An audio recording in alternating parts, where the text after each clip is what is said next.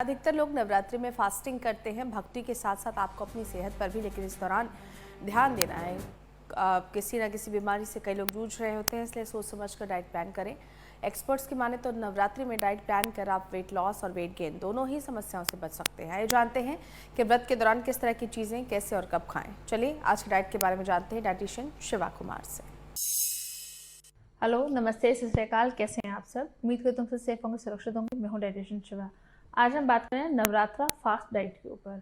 बहुत सारे लोग फास्ट है जो रख रहे हैं, बट विद नो वर्ड कि फास्ट में खाना क्या है। फास्टिंग है तो हम कुछ भी खा सकते हैं, चिप्स खा सकते हैं, नमकीन खा सकते हैं, बट एक्चुअली में मालूम होना चाहिए कि हम क्या कर रहे हैं।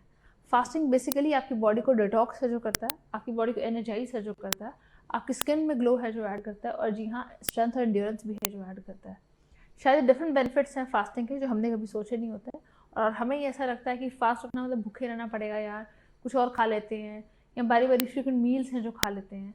आपको ये आइडिया होना चाहिए कि अगर आप फास्ट कर रहे हैं, जितना लंबा स्पैन आपके मील का रहेगा उतना ही आपको बेनिफिट है जो रहेगा। लेकिन हर चीज़ हर किसी के लिए नहीं बनी होती, सेम फास्ट भी सबके लिए नहीं बना होता। लेकिन हमारी श्रद्धा है जो इतनी स्ट्रांग हो जाती है कि मुझे ये करना ही करना है, तो उसमें आपको समझ में आना चाहिए कि अगर आप किसी प्रॉब्लम से जूझ रहे हैं तो उसमें फास्ट कैसा होना चाहिए। लेट्स टेक इट कि अगर आपको हाइपर एसिडिटी है या आप लॉन्ग आवर्स ऑफ फास्टिंग नहीं रख पाते तो क्या करना चाहिए। तो फ्रीक्वेंट मील्स हैं जो लेने चाहिए, बारी बारी खाना है जो खाना चाहिए। लेकिन उसमें अगर आप ये बोले मैं तो चिप्स खा सकता हूँ बारी बारी, या मैं बहुत ज़्यादा रोस्टेड मखाने हैं जो खा सकता हूँ, तो ऐसा नहीं होता। फास्टिंग में अगर आप प्रोलॉन्ग ले रहे हैं तो आप लेमन वाटर है जो ले सकते हैं, आप नारियल पानी है जो आप ले सकते हैं, या अगर आपको ऐसा लगता है कि नहीं मुझे कुछ बहुत ज़्यादा ही भूख है तो नॉर्मल नट्स हैं जो लीजिए। आप उनको roasted nuts, extra salted nuts, flavoured nuts, उनका कोई लॉजिक नहीं होता। जितनी भी चीज़ें फ्लेवर्ड हैं जो ऐड की जाती हैं वो बॉडी में टॉक्सिसिटी हायर ही करती हैं, लोअर डाउन नहीं करती। तो उसमें आपको इतना आइडिया है कि एग्जैक्टली हमें जितने कैलोरीज खा रहा है खाना उतना ही अब्जॉर्प्शन है जो आना चाहिए। कुछ भी चीज़ कोटेड अगर होगी तो जी हाँ, आपका कैलोरी इनटेक हायर ही जाएगा। कई लोग शुगर नट्स हैं जो लेते हैं, कई लोग चॉकलेट नट्स हैं जो लेते हैं, मैंगो नट्स हैं जो लेते हैं कि टेस्ट में बहुत अच्छे रहते हैं। It's never about the test, it's always about कि आप मेन चीज़ की आइडेंटिटी है जो लूज़ कर जाते हैं। जैसे कि आपने अगर नॉर्मल बादाम है जो खाए हैं, लेकिन अगर वो बादाम स्ट्रॉबेरी फ्लेवर में है या बादाम अगर चॉकलेट फ्लेवर में है, तो आपका शुगर का लोड है जो हायर हो गया। तो वैसे जो चीज़ें हैं वो नॉर्मल पेशेंट्स के लिए अलाउड हैं, लेकिन अगर एक डायबिटिक पेशेंट है तो उनके लिए अलाउड नहीं है। अब हम इससे बात करते हैं किडनी पेशेंट्स के साथ फास्टिंग का क्या इशू जाता है। किडनी पेशेंट्स के लिए साबूदाना खिचड़ी है जो नहीं बनी होती, तो उनको वो नहीं है जो खानी चाहिए, या एक्स्ट्रा आलू का लोड उसमें नहीं डालना चाहिए, या मूंगफलियों का लोड है जो नहीं डालना चाहिए। आपको ये चीज़ क्लैरिटी होनी चाहिए कि अगर आप एक फास्ट कर रहे हैं तो उसको बॉइल्ड फॉर्म में खाने को है जो खाना है। इसका क्या मतलब है, इससे बात करते हैं।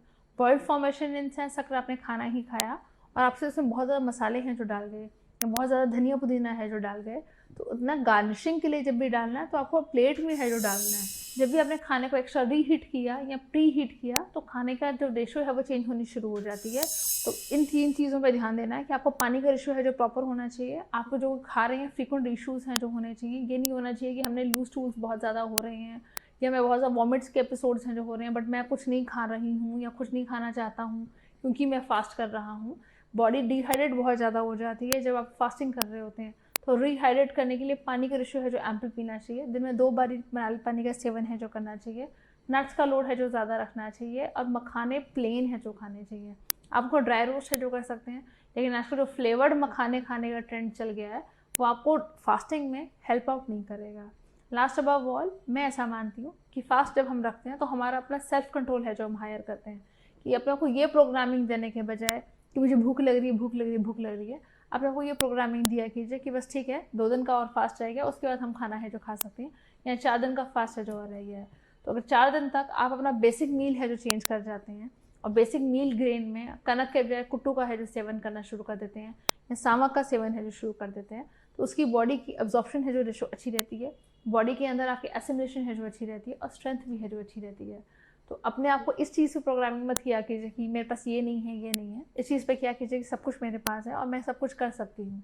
तो अगर हम ऐसे प्रोग्रामिंग करने लग जाते हैं तो मुझे लगता है फास्ट करना और ज़्यादा अच्छा हो जाता है, और चीज़ें मुश्किल में आसान होनी शुरू हो जाती हैं।